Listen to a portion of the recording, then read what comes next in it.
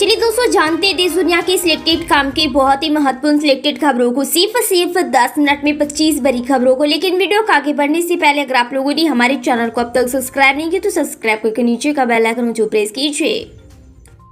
आपदा प्रबंधन संशोधन बिल 2024 से जुड़े सवालों का जवाब राज्यसभा में केंद्रीय गृह मंत्री अमित शाह ने दिया। उन्होंने इस विधेयक की जरूरी बातों का जिक्र किया, साथ ही यह भी बताया है कि संशोधन क्यों जरूरी है।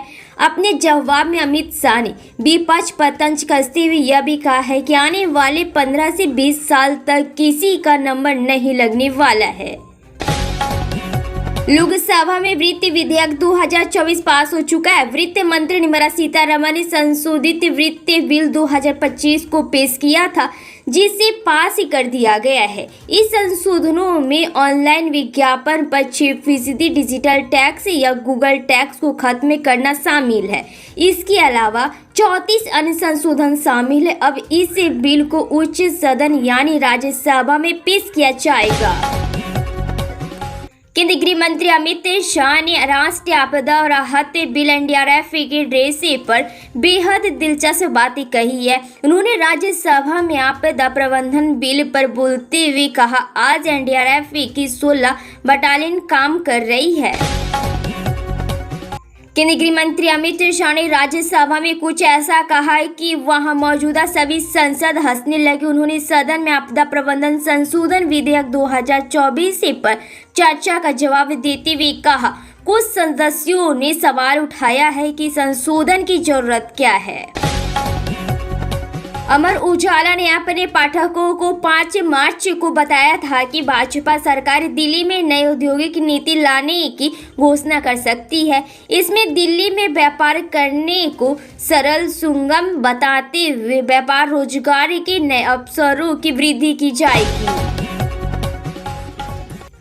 आपदा प्रबंधन में आर्थिक सहायता देने में कुछ राज्यों के साथ भेदभाव के विपक्ष के आरोपों को सिरे से खारिज करते हुए गृह मंत्री अमित शाह ने मंगलवार को राज्यसभा में दावा किया है कि पिछले 10 साल में भारत आपदा प्रबंधन के मामले में राष्ट्रीय नहीं क्षेत्र एवं वैश्विक ताकत बनकर उभरा है तथा इसे दुनिया भी स्वीकार कर रही है।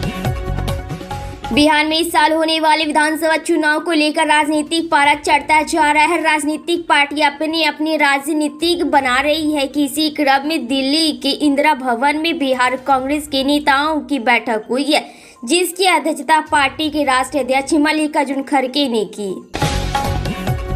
दिल्ली की सीएम रेखा गुप्ता का पहला बजट आ गया है। 26 साल बाद दिल्ली विधानसभा में भाजपा सरकार ने बजट पेश किया। 2025 से 26 का दिल्ली का बजट 1 लाख रुपए का है।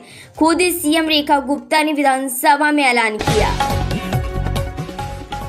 उत्तर प्रदेश में बहुजन समाजवादी पार्टी भाजपा के बीते 13 सालों से लगातार घट रहे वोट बैंक को लेकर परेशान मायावती ने आने वाले विधानसभा चुनावों के लिए नया दांव चलाया है, जिसके तहत भाजपा सुप्रीमो मायावती ने 2007 की तरह ही वर्ष 2027 के विधानसभा चुनावों के लिए दलितों के साथ ही ओबीसी की पार्टी से जुड़ने का फैसला किया है।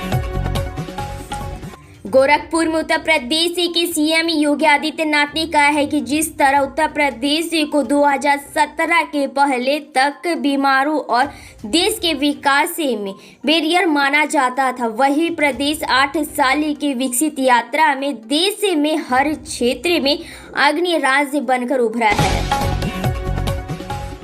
बिहार में इस साल के अंत में विधानसभा चुनाव होने वाले हैं, इसे लेकर राजनीतिक पार्टियों ने अपनी तैयारी तेज कर दी। इसी बीच जनसुराज पार्टी के शुद्धधा प्रशांत किशोर ने शेखपुरा में प्रेस कॉन्फ्रेंस कर कहा कि हमारा लक्ष्य सत्ता पाना या सत्ता बदलना नहीं, बिहार में व्यवस्था बदलना है।